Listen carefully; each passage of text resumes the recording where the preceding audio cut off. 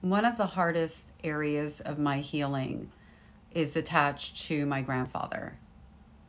My grandfather, I used to call him Papa, and look at my face. Like, it's almost like I still love him, but I don't. It was really hard to reconcile this man that I loved so much with this man who also hurt me so much.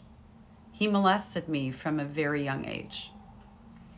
And I had this one particular memory that I held so dear for so long. Didn't expect to get emotional on this. And it was him coming back from the golf course, and something was moving around in his pocket. I must have been 5, maybe 6 years old. And the something was a kitten who he said he saved from being drowned, that a farmer was drowning them. He gave me like a whole backstory and handed me this kitten. And I held on that memory for such a long time. Like, I couldn't understand how this man who was violating me could be so kind and loving, could be like this man who gave me joy in the other breath, you know? And finally, through this process, you know, that cognitive dissonance where your mind knows one thing, but your body feels another, your soul feels something that's in contrast to what you know to be true or you know to be real.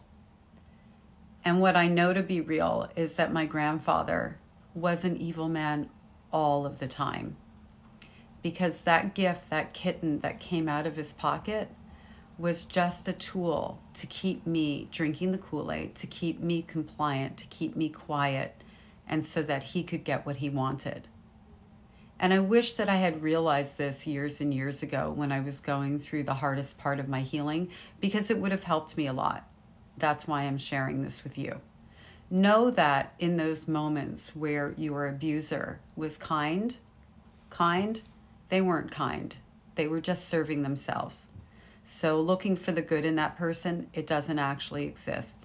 Feeling conflicted about the good part and the bad part, know that they were married and that those parts were all bad. I think that will help you in your healing journey and letting go. I know it's helped me in mine.